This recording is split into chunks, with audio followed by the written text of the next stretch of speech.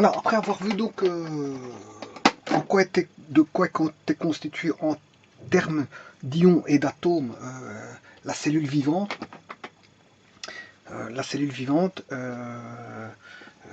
dont le tableau est ici. J'ai fait une vidéo là-dessus, vous allez pouvoir aller la consulter. Et donc ici j'ai fait un tableau qui reprenait donc le type d'atomes ou d'ions, parce qu'il y a aussi bien des atomes que des ions. Les ions, on avait 4 ions métalliques, un ion non métallique, donc on avait au total 5 types d'ions qu'on pouvait retrouver dans la cellule vivante, aussi bien animale et végétale. Et j'avais enlevé les protistes parce que bon, voilà, ça concerne les animaux, les réelles cellules vivantes, hein, c'est-à-dire celles qui ont une forme plus ou moins familières entre elles et qui ont une organisation telle qu'elle est dite complexe, hein, c'est une organisation complexe. Hein. On trouve aussi bien dans la cellule animale que végétale, contrairement aux cellules des protistes.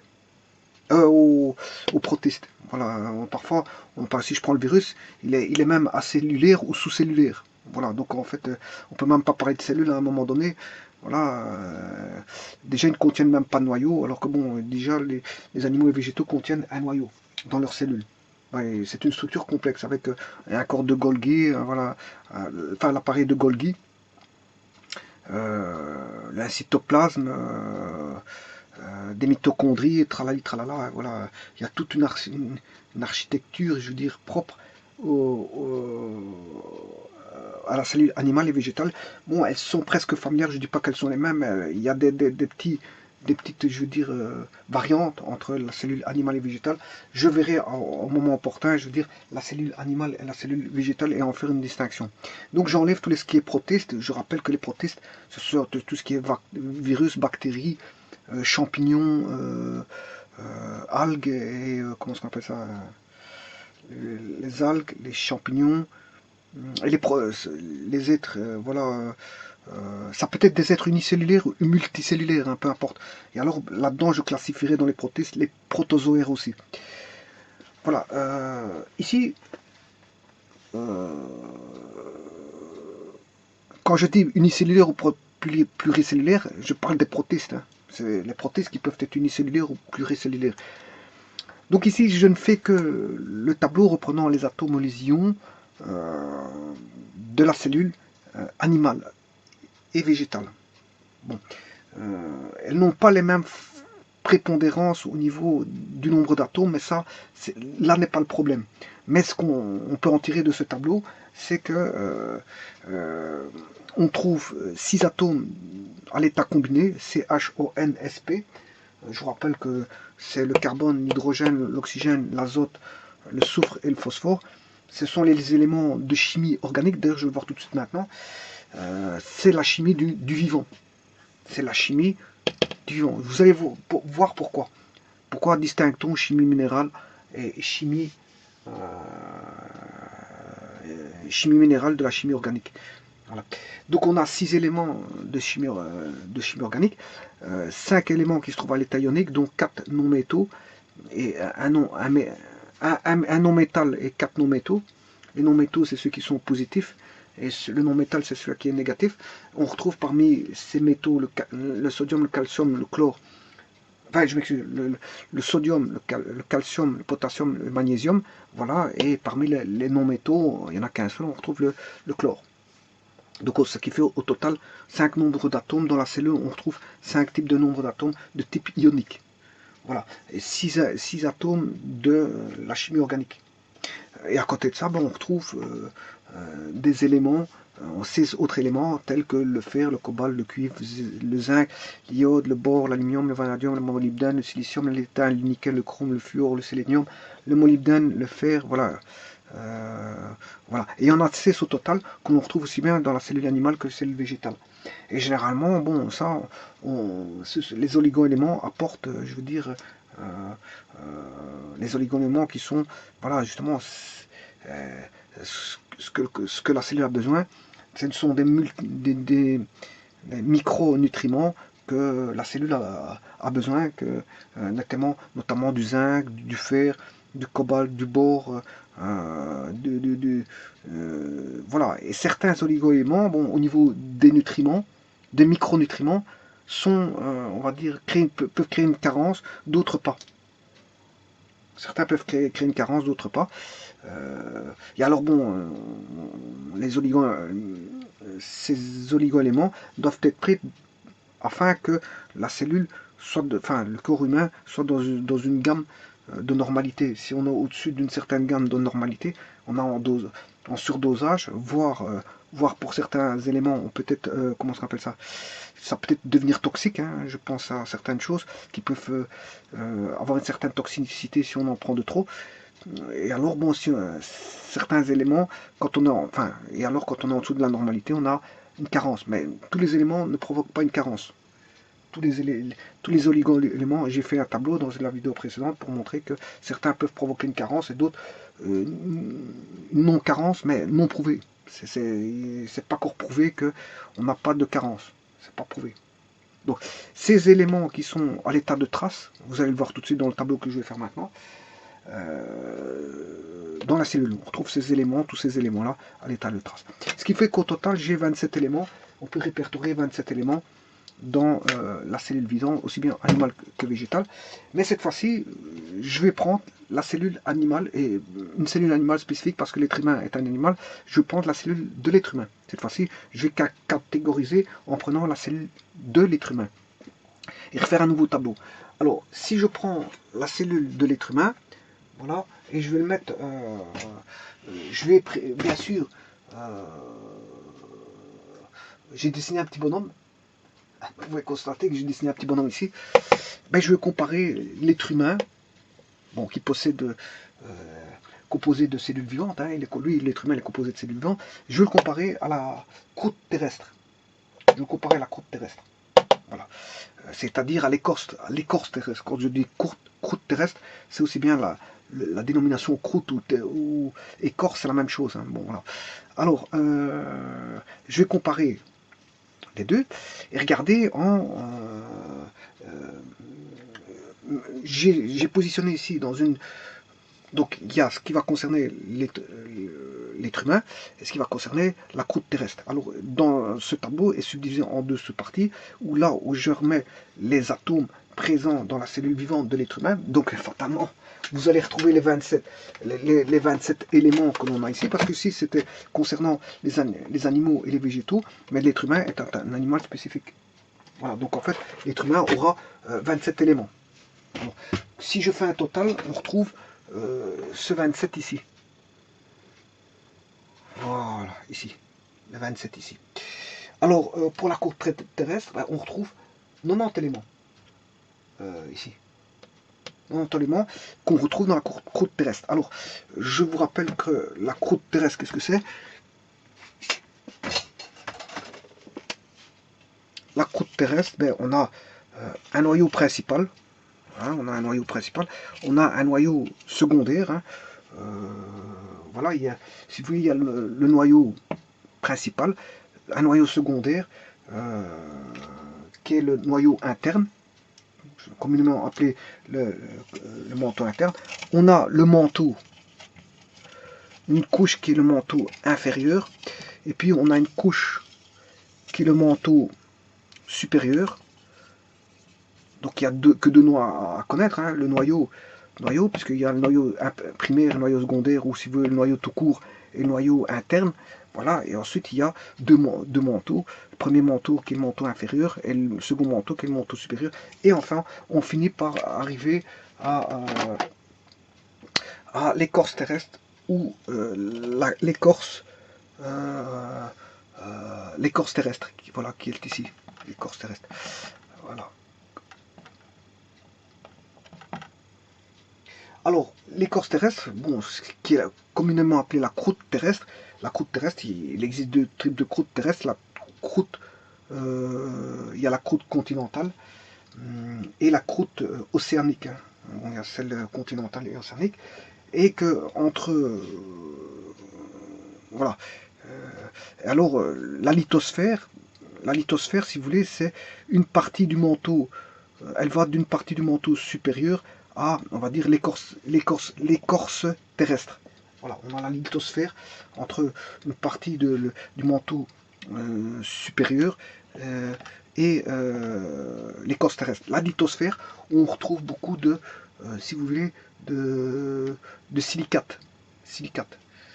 Voilà, et je vais vous dire la proportion de silicates qu'on retrouve dans la lithosphère et les remarques concernant le silicium sur la croûte terrestre. Alors ici, quand je dis 90 composés, ben, vous savez que le tableau de Mendeleïev en contient 103. Voilà. Donc la chimie minérale, c'est la chimie des principaux éléments qu'on retrouve dans la croûte terrestre. C'est pour ça qu'on appelle ça chimie minérale. On appelle ça chimie minérale parce que on retrouve 90 éléments dans la croûte terrestre. Donc on va dire que c'est la chimie des minéraux qui sont les minéraux qu'on trouve sur l'écorce terrestre, c'est-à-dire sur la croûte, qui est la couche superficielle, si vous voulez. L'écorce terrestre, c'est la couche superficielle, la plus superficielle, qui est, on va dire, solide. Hein. Voilà, bien qu'il y a la couche océanique et la couche, enfin la croûte océanique ou l'écorce océanique et la croûte continentale. Voilà, et celui des continents est celui qui se trouve en dessous des océans, des mers et des océans. Alors,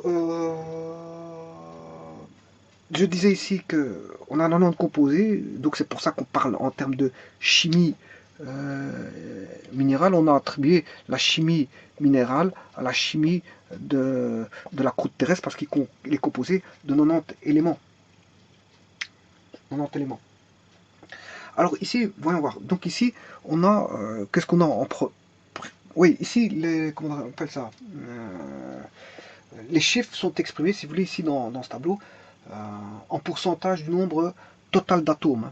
Donc ils sont donnés en pourcentage du nombre total d'atomes. Ce qui veut dire qu'ici, l'oxygène, c'est ce qu'on retrouve le plus sur la croûte terrestre. Oui, j'ai dessiné ceci, je ne sais pas si on le voit. Voilà, ça c'est la croûte terrestre, j'ai dessiné ça, et ça c'est l'être humain. C'est les cellules vivantes de l'être humain. Donc c'est un tableau qui se référencie non pas par rapport à la cellule végétale ou animale, voilà, mais en gros par rapport à une scie bien précise qui est la cellule vivante comparée à l'écorce, les éléments de l'écorce terrestre. Bon, les compositions sur l'écorce terrestre n'est pas le même que dans le manteau inférieur, manteau supérieur. Voilà, bien sûr, vous rendrez compte que vous pouvez vous rendre compte que suivant les couches, bon, voilà, les matières ne sont pas, je veux dire, en même proportion. Hein. Mais c'est pour ça qu'il faut bien prendre une base qui est la couche superficielle. Bon, ici, la couche superficielle, ben, c'est la couche la plus c'est l'écorce terrestre, c'est la croûte, c'est la croûte terrestre, l'écorce terrestre, c'est-à-dire la couche la plus, on va dire, éloignée du noyau, la plus éloignée du noyau, qui est solide. Alors ça, comme il y a 90 éléments, et qu'en chimie organique, en chimie minérale, on connaît 103 éléments, ben, on va dire que c'est la chimie, quand on étudie les minéraux, ben, on étudie les minéraux de la chimie minérale. Alors, qu'est-ce qu'on a en prépondérance? Ben, on a l'oxygène. Ici, on a le silicium. Vous pouvez vous rendre compte que le silicium, c'est ce qui est après l'oxygène, je veux dire, le composant le plus présent dans la croûte terrestre. Alors, via les silicates, bien sûr. Hein, les silicates. Et les silicates, il existe une panoplie de silicates. Bon, silicates, je vous rappelle que c'est un sel qui combine de SiO2, qui est de dioxyde de silicium, à d'autres oxydes métalliques. Hein. Je vous avais fait une vidéo là-dessus. On retrouve les silicates ferromagnésiens, les aluminosilicates, les silicates d'alumine, tralali, tralala. Allez voir la vidéo sur les silicates, justement, j'avais fait cette vidéo-là exprès. Mais ce qu'il y a, c'est que les silicates constituent, si vous voulez, 97% en poids de la croûte terrestre. De la croûte terrestre. Attention, c'est-à-dire de l'écorce terrestre. Le silicium, c'est 97% de la croûte terrestre, mais les silicates, si vous voulez, c'est 97% des l'écorce terrestre, mais c'est 90%, donc vous voyez, le pourcentage n'est plus le même, de, si vous voulez, de la lithosphère. Donc, comme je vous ai dit, les silicates, il existe de nombreuses familles. Et donc là, sur l'écorce terrestre, on a 97% de silicates, mais sur la lithosphère, qui est la couche au-dessus du manteau supérieur et de l'écorce terrestre, ben là, on n'a plus que 90% de silicates. Vous voyez que bon, les silicates qui est étudié, bien sûr, en minéralogie et en, comment est-ce qu'on appelle ça, minéralogie, mais il y a un autre nom, en, enfin, je me rappelle plus du nom, enfin, pas grave, je risque de, voilà, c'est pas parce que j'ai oublié ceci que ça va avoir une importance pour la suite, hein. Donc, si je me rappellerai, je mettrai le nom du domaine pour lequel on étudie les roches. Il y a la minéralogie, mais il n'y a pas que ça. Oui, en cristallographie, on peut étudier, je veux dire, voilà, cristallographie étudie aussi, voilà, les silicates. Voilà, cristallographie. Donc, les silicates se retrouvent à 97% sur la côte terrestre, ce qui est énorme, hein, après, voilà. Et elle laisse la place à plus que 3% des autres composants. En poids, bien sûr, hein. Et là, quand on rentre dans la lithosphère, ben, il n'y a plus que 90% de silicates en poids. Voilà, alors maintenant, si je reviens ici, donc les silicates, c'est le deuxième atome que l'on retrouve le plus prépondérant, 28, voilà, on a 28 si vous voulez, exprimé en moyenne, bien sûr, quand je dis 28, quand je dis bien sûr 28, c'est exprimé en pourcentage du nombre total d'atomes, hein. C'est en pourcentage du nombre total d'atomes. Alors pas confondre le pourcentage en poids et le pourcentage, quand je vous ai donné 97%, c'est 97% en poids, et quand je vous ai donné 90% dans la lithosphère de silicate, ben c'est en poids. Voilà, c'est un pourcentage en poids. Par contre ici, c'est un pourcentage qui est donné par rapport au nombre total d'atomes. Ça n'a rien à voir, c'est pas les mêmes pourcentages. Voilà, c'est pour vous dire. Voilà, on peut faire des graphiques avec ça, on peut faire des secteurs circulaires et montrer lesquels qui sont plus prépondérants dans un secteur circulaire à 360 degrés, ou d'autres graphiques. On peut voir, on peut faire parler, je veux dire, ces chiffres-là, et voir, de toute façon, ils parlent d'eux-mêmes. L'écorce terrestre contient 47%, bien sûr exprimé en pourcentage du nombre total d'atomes, 47%, voilà, d'oxygène. Et puis on retrouve le silicium à 28%. Donc à ces deux-là, ils constituent déjà un ensemble de 75%.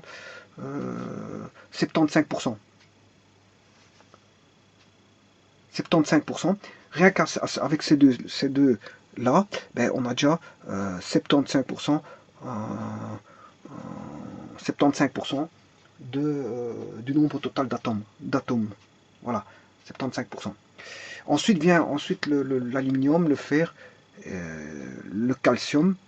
Si je compte l'aluminium, mais bon, il faudrait que je prenne une machine à calculer, parce que c'est vrai que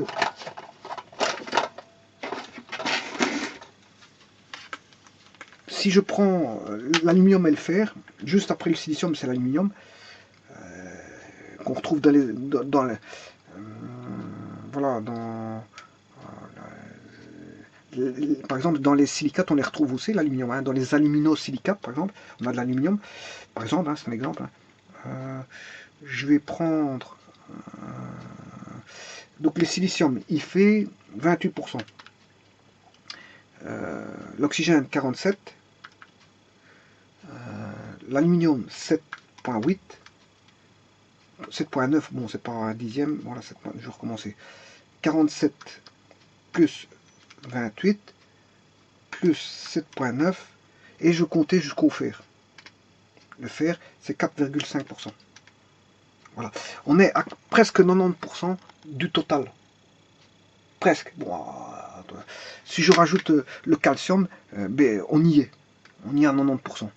Donc ce qui veut dire que si je comptabilise jusqu'au au calcium ici, mais je suis à près de 90% hein, des éléments qui constituent la croûte terrestre. Hein. Donc l'oxygène, le silicate, l'aluminium, le fer, le calcium.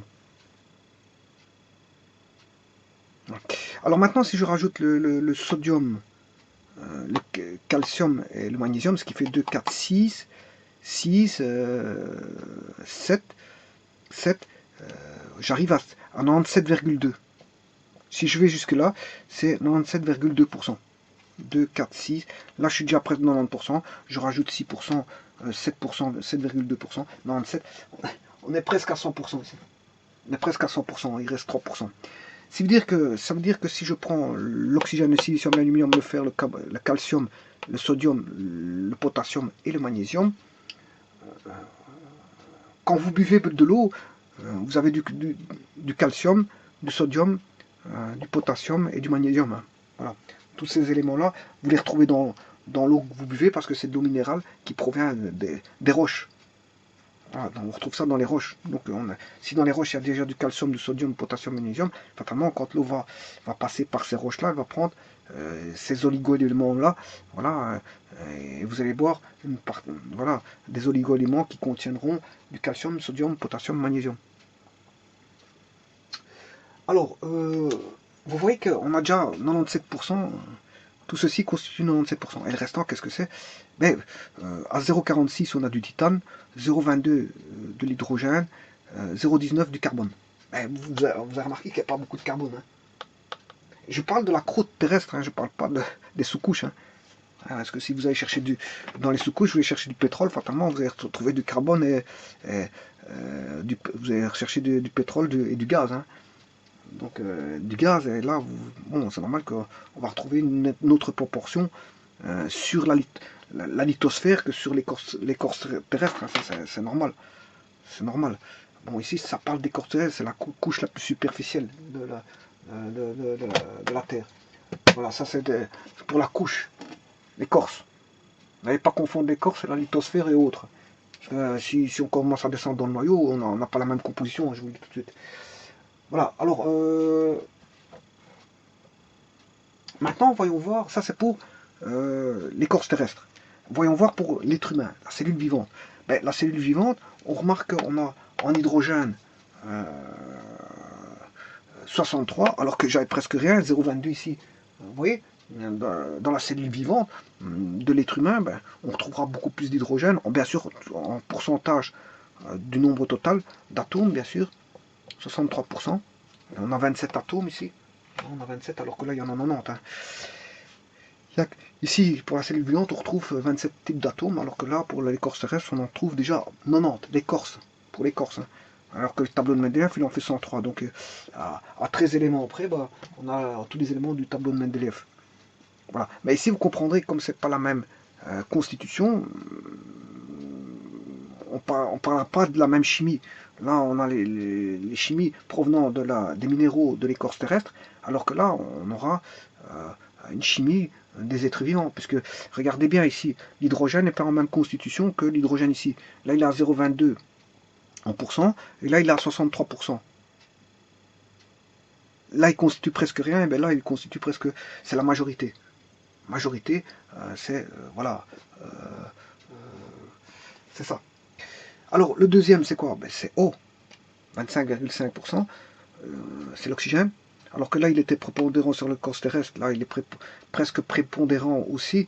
À deuxième niveau, on a l'oxygène. Ici, c'est en premier niveau. L'oxygène, on le trouve, je veux dire, très important, aussi bien pour la cellule que pour l'écorce terrestre. Alors, fatalement, parce que bon, là, on a une couche d'atmosphère qui échange de l'air avec tous les composés qui viennent en contact avec ce gaz-là qui est l'air. Alors, si maintenant vous avez des roches en contact avec l'oxygène, ben, fatalement, vous allez avoir des oxydes. Des oxydes. Vous allez retrouver des oxydes de fer, des oxydes de calcium, des oxydes de sodium, des oxydes d'aluminium ici pour la couche terrestre. Par contre, là, vous allez voir d'où viendront ces oxydes. Enfin, d'où proviendront ces oxydes. Vous allez voir. Mais dans un premier temps, on va se dire que déjà l'oxygène occupe un second niveau, 25,5%. Le carbone, 9,5%, alors que ici, vous voyez que l'hydrogène est prépondérant, l'oxygène est prépondérant, alors qu'ici, il ne représente rien du tout. Voilà. Alors ici, on retrouve l'azote, 1,4, et je vais faire à partir de maintenant mon calcul de pourcentage pour voir la prépondérance uniquement de ces 4-là. On va faire 63% plus 25,5 plus 9,5 plus 1,4. Voilà, on arrive à 99,4. Il n'y a pas besoin d'aller plus loin. Il n'y a pas besoin d'aller plus loin. Ce qui veut dire que le restant, c'est des traces. C'est des traces. C'est-à-dire le calcium sera une trace. Bon, ça sera en pourcentage, ça représente rien par rapport à ces 4 éléments-là. Hein. Le phosphore, c'est une trace. Le chlore, c'est une trace. Le potassium, tout restant, c'est une trace. Puisqu'on a déjà 80, 88, 89, on va dire, ça fait 90, 99. 99% est constitué de ces. Donc vous voyez que c'est pas la même chimie. Et ça, le chimie CHON, c'est la chimie organique. C'est la chimie des êtres vivants. Donc c'est la chimie organique. Vous voyez que chimie, ça c'est la chimie organique. La chimie, c'est les éléments de la chimie. Là on a les éléments de la chimie minérale, dont on a constitué le tableau de Mendeleev. Voilà, on a 90 éléments, ben, on en a rajouté 13, mais malgré tout, les 13 là font partie de la chimie minérale, malgré que 90 des atomes proviennent de l'écorce terrestre, qui est la chimie des minéraux, de l'écorce terrestre. Voilà. Alors maintenant, quand on parle de chimie organique, on parlera beaucoup des atomes de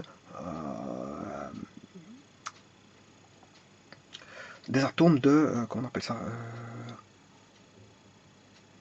des atomes provenant de la chimie organique qui sont CHON et bien sûr SP. SP, ce sont des éléments de la chimie organique. Hein.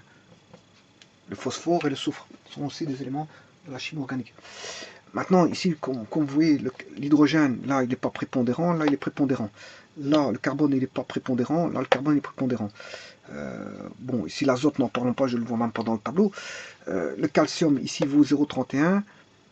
Et par contre, ici, il est prépondérant. 0,31, 3,5. Le phosphore, ici, il n'est même pas présent. Voilà, le chlore n'est même pas présent ici, le potassium n'est pas présent, le soufre. Bon, ces éléments-là, ces 27, ben, proviennent du tableau que je vous ai montré tout à l'heure. Hein. C'est ce qu'on retrouve dans les cellules vivantes. Cellules vivantes, animales et végétales. Les protistes, j'ai enlevé les protistes. Voilà, les protistes, je les ai enlevés. Dans les protistes, on peut retrouver, voilà, on les retire parce que, voilà, ils n'ont pas une organisation, je veux dire, de la cellule telle que l'on les telle que le sont. Telle que l'est l'organisation, quand je parle l'est, telle que l'est, c'est-à-dire telle que l'organisation de la cellule animale et cellule végétale. Elle est plus complexe que l'organisation des voilà voilà des comment on appelle ça, des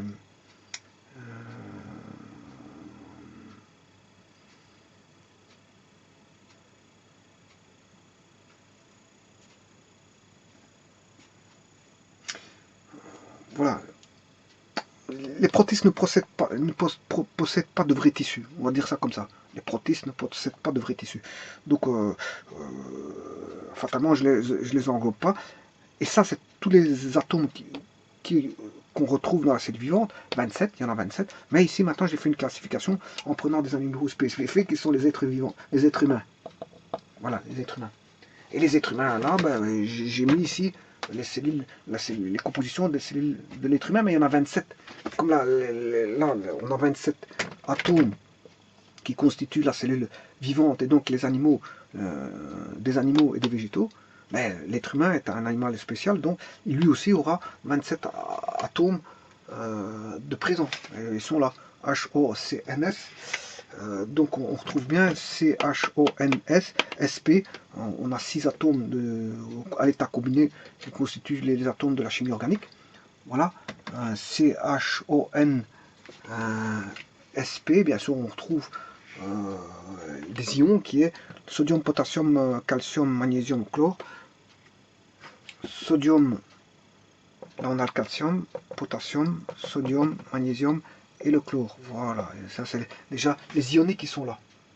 Ça, c'est la chimie organique. Chimie organique, c'est à l'état combiné, hein. CHONSP à l'état combiné. Calcium, Ca2+, Cl-, K+, Na+, et Mg2+. Voilà, c'est les ions, si vous voulez. Voilà. Et alors, bon, ceux qui sont à l'état de trace, on les retrouve encore en plus petite quantité, en plus petit pourcentage que cette pourcentage, que le plus faible des pourcentages qui est ici. C'est-à-dire magnésium est à 0,01%. Donc, ceux qui sont à l'état de trace, je ne vous dis pas leur pourcentage. Hein. Voilà. Parce qu'ils sont à l'état de trace. Ils pèsent rien du tout, presque rien du tout, dans la masse de la cellule vivante. La cellule vivante, c'est beaucoup du CHONSP. Voilà, avec ça, on a déjà quasiment, je vous l'ai dit, 60, ça fait 80, 89,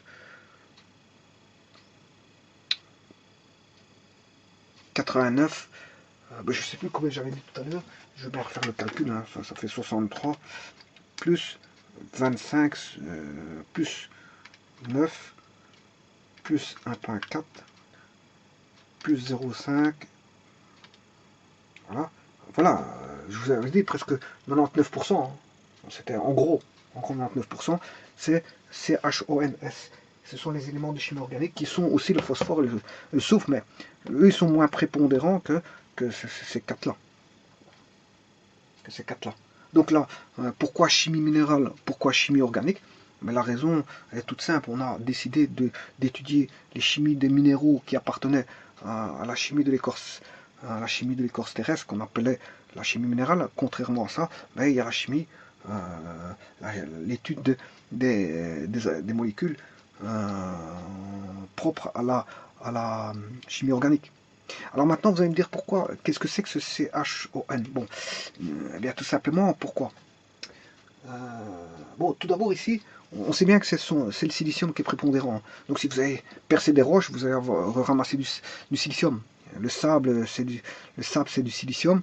Le charbon, si vous percez le charbon, vous avez du silicium qui va ressortir de là.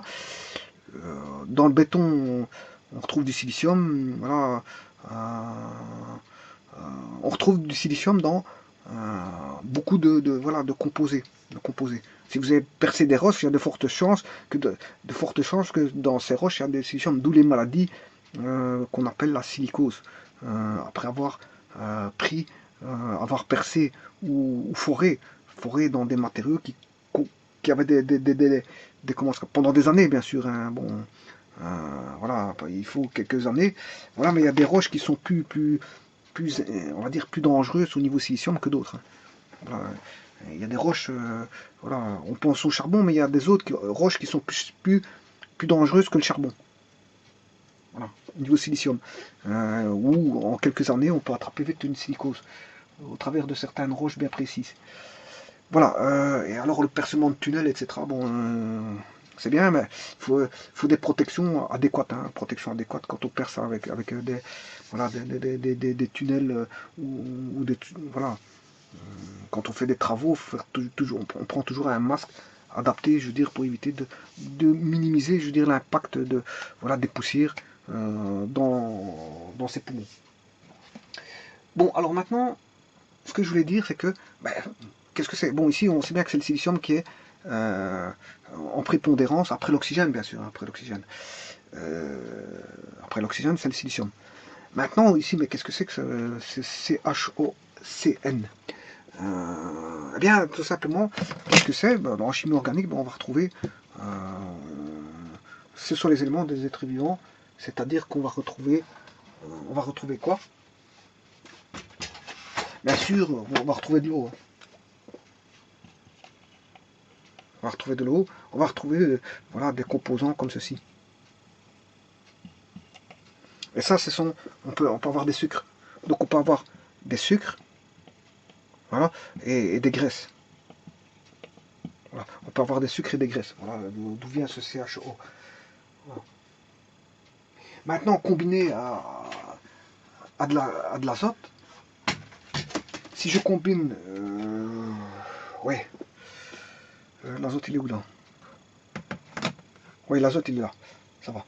Donc si je combine en plus de l'azote avec du CHON, bon parfois du S et quelques composés ici, voilà, on peut mettre des petits composés ici, voilà, mais avec CHON, ben, on peut faire des, si vous voulez, des protéines, hein. Avec d'autres éléments, bon, je peux penser au soufre et au phosphore qui vont peut-être s'ajouter, et d'autres éléments, d'autres petits éléments qui vont s'ajouter au CHON. Et là, on a ce qu'on appelle les protides. Les protéines, enfin là, on aura les protéines, mais donc on aura trois classes qui vont faire en sorte qu'ils vont se retrouver dans la cellule, c'est-à-dire on aura bien sûr on aura l'eau, on aura des lipides. Bon, ici il contiendra du CHO. CHO, ce sera la possibilité que ce soit des, voilà, des lipides ou des glucides. Énergétique, hein. C'est énergétique ceci. Hein. Voilà. Tout comme les protides qui vont permettre certaines constructions, je veux dire, moléculaires et donc certaines structures moléculaires. Certaines structures moléculaires biologiques, bien sûr, hein. Voilà, dans les protides. Là, on a, voilà, donc là, on voit bien qu'il y a des éléments énergétiques, comme l'est dans la croûte, en dessous, enfin voilà, comme l'est le pétrole. Le pétrole, on retrouve du CHO, qui est une énergie, voilà, ici, on retrouvera des énergies, enfin, plutôt de la matière qui va servir d'énergie. Voilà, donc de la matière qui va servir d'énergie. Donc ça veut dire que le sucre, vous en aurez besoin, les glucides, vous en aurez besoin, et ainsi que les graisses, les lipides, vous aurez besoin aussi des protéines. Tout ça, pour avoir pour le sucre et les graisses seront mis dans des réserves énergétiques pour utiliser en cas de besoin. Voilà. Si vous ne les utilisez pas en faire des exercices pour éliminer ces sucres et ces lipides, ces graisses et ces sucres, et bien, à ce moment-là, vous allez avoir des réserves, des stockages de réserves. Voilà. Maintenant, les sucres, bon,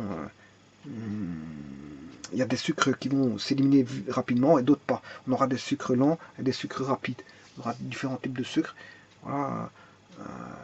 Et donc, vous voyez que d'où vient ce CHO de la cellule, ben, c'est peut-être soit des lipides, soit des glucides, soit des protéines. Bien sûr, il y a de l'eau dans tout ça. Hein. Voilà, un pourcentage d'eau. Et c'est de là que ça vient le CHO. Pourquoi la constitution du CHO CHON est importante. CHON parce que l'être vivant est constitué de, voilà, de sucre, comment on appelle ça, de graisse, d'eau, et bien sûr des éléments constitutifs qui constituent voilà, des protéines. Des protéines. Voilà. Et avec ça, on fait une base, des bases cellulaires, et la cellule est construite sur base de ça. Sur base de ça. Et donc, et si les cellules sont construites sur base de ça, c'est que les tissus, qui sont des ensembles de cellules, sont construits sur base de ça. Et si les tissus sont construits sur base de ça, c'est que les organes sont construits sur base de ça. Si les organes sont construits sur base de ça, c'est que les systèmes sont construits sur base de ça. Et ça veut dire que si les systèmes sont construits sur base de ça, c'est que l'être humain est basé sur un système comme ça. Bon, quand j'appelle système, c'est système respiratoire, système endocrinien, système cardiaque, système visuel, système nerveux, système auditif, système endocrinien, système osseux, système voilà, digestif, système enfin, il y a différents types de systèmes dans le corps où tout est confiné, tout est mis d'une certaine façon pour qu'on puisse mettre tout dans un corps humain, comme les systèmes dans une voiture. Dans le capot d'une voiture, on a tout confiné de manière à avoir un espace convenable pour pas que ça prenne de l'ampleur. Parce que voilà, si tu prends un intestin, ça fait une certaine longueur, mais il a été l'intestin est bien fait de telle manière à s'enrouler, de telle manière à ne pas avoir une certaine longueur. Voilà, donc tout est bien confiné. Et il n'y a pas que les intestins qu'on peut prendre comme exemple, qui est très bien confiné pour ne pas avoir des kilomètres de. Enfin, je ne parle pas des intestins, mais il y a d'autres structures où on peut dérouler et avoir des kilomètres. Hein. Voilà, voilà, et tout est fait dans un confinement de telle manière à ce que tout soit mis dans un corps humain qui fait, on va dire, un certain poids, une certaine taille. Voilà, on ne dépasse pas cette taille-là et on sait mettre tout dedans. On sait mettre un foie, un cœur, un estomac, des muscles, voilà, des os, voilà, des veines, comment on appelle ça, des veines, un crâne, on peut mettre un crâne dedans, voilà, voilà une certaine taille, voilà une certaine taille. Et pourtant, c'est une petite certaine taille, mais c'est complexe, hein, énormément complexe, hein, le crâne. Je veux dire, c'est on va dire, aussi bien, il mémorise, c'est le CPU, c'est l'unité centrale et c'est l'unité de commande. Donc, je veux dire, bon, il fait tout. Il fait tout. Il peut emmagasiner des informations, il peut restituer des informations, il peut commander le corps humain via des signaux électriques nerveux. Voilà, donc en fait, il sait commander, il sait réfléchir, il sait mémoriser, il sait, bon, le cerveau, il sait beaucoup de choses. Via des zones du cerveau bien spécifiques qui travaillent de manière, on va dire, électrique. De manière électrique. Voilà, de manière électrique. Voilà, bah, c'est plutôt une chimie en relation avec l'électricité. Voilà, c'est un corps chimique qui peut produire des signaux électriques et bon, et qui peut rendre un corps mobile grâce aux signaux envoyés par le cerveau. Donc en fait, on peut mettre un petit cerveau, on peut mettre beaucoup de choses dans le corps, mais tout est confiné de telle manière à ce qu'on a un corps à l'air d'une certaine taille, Voilà. Donc ici c'est pour vous dire que la cellule vivante contiendra beaucoup des éléments de chimie organique. Voilà. Et en chimie organique, on étudie tout ce qui est éléments de la chimie organique. Alors, qu'est-ce qui est pris dans la chimie organique aussi? Ben, c'est les hydrocarbures. Hein. Puisque les hydrocarbures, ce sont des chaînes carbonées, hydrogène, on peut retrouver de l'oxygène, on peut retrouver de l'azote, on peut retrouver du soufre, un petit peu de soufre, hein, voilà, enfin, mais ce sont des chaînes carbonées, en général des chaînes carbonées avec de l'hydrogène. Donc à ce moment-là, la chimie des hydrocarbures s'étudie en chimie organique. Et alors là, à ce moment-là, on a tout ce qui est chimie du corps humain, la chimie organique va reprendre la chimie du corps humain, la chimie des végétaux, la chimie euh, euh, des hydrocarbures, et ainsi de suite. La chimie de l'agroalimentaire. Bon, maintenant, bien sûr, quand on dit chimie organique, bon, c'est vrai qu'on va faire à un moment donné, quand ça devient trop complexe, on commence à se faire des subdivisions. La meilleure façon de faire, c'est subdiviser. Donc à ce moment, on aura la chimie, euh, on aura la biochimie, on aura la biologie, on aura parce que la biologie, il y a d'énormes concepts de chimie organique qui vont intervenir si on enlève tous les concepts de chimie organique en biologie, ben, je veux dire, il reste presque plus rien. Voilà. Et en biologie, il y a énormément de concepts de chimie organique qui interviennent. Énormément, notamment pour les sucres, pour les graisses, pour les protéines, pour la construction de l'ADN, enfin pour tout ce que vous pouvez imaginer en biologie, mais fatalement il y a une histoire voilà, de composants cellulaires fabriqués sur base d'éléments de chimie organique, et fatalement on peut se dire que mais qu'il y a une nécessité de parler de chimie organique quand on parlera de biologie, pour beaucoup de raisons. Alors n'en parlons pas pour la biochimie. Hein. La biochimie, c'est quasiment, je veux dire, de la chimie organique, avec toutes les isoméries qui se passent, et de comprendre tout ce qui se passe en fonction des isoméries, et de comprendre les molécules de chimie organique. La biochimie, avec tous les mécanismes, les process de chimie organique qui vont établir des systèmes et des systèmes et des, comment on appelle ça, des mécanismes. Des mécanismes, je pense par exemple au cycle de Krebs, voilà, voilà, qui est un mécanisme, comme il en existe pas mal, le cycle de l'eau, le cycle de l'azote, le cycle, voilà, on peut avoir le cycle du carbone, voilà, différents cycles, voilà, comment on appelle ça, la respiration, la photosynthèse, c'est tous des mécanismes. Bon, parler de ces mécanismes et parler d'abord et avant tout de chimie organique. Hein, de chimie organique. Alors, et en médecine, n'en parlons pas. La chimie organique est un cours fondamental, puisqu'en fait, c'est la base de l'étude des cellules vivantes et de la fabrication de l'ADN, de l'ADN. Et donc là, je ne vous dis pas que c'est un poids fondamental pour les cours de médecine, les cours de chimie organique. Donc là, ils doivent connaître de nombreux mécanismes, voilà, de nombreux mécanismes de réaction. Alors maintenant, si on étudie les plastiques c'est encore un autre monde. C'est pas parce qu'on a étudié la chimie organique qu'on connaît tous la chimie organique. Bien, je vous dis qu'il y a des subdivisions, tout peut devenir complexe. Mais il y a la chimie des plastiques, la chimie des plastiques, la chimie des, on va dire voilà, tout ce qui est plastique. Et là, c'est une chimie énorme. Hein. Chimie plastique, c'est énorme. Donc, pour vous dire, bon, on a la voie entrouverte à beaucoup de domaines. Hein. Quelqu'un qui s'y connaît en médecine ne va pas connaître forcément la chimie des plastiques. C'est deux mondes différents. Les mécanismes de réaction d'un côté ne sont pas celles qu'il faut pour établir, pour construire voilà, des mécanismes de synthèse pour construire certains plastiques. Voilà. Donc on distingue chimie minérale, chimie organique. L'être vivant, bon, a un certain pourcentage, en fonction du nombre total d'atomes, mais euh, qui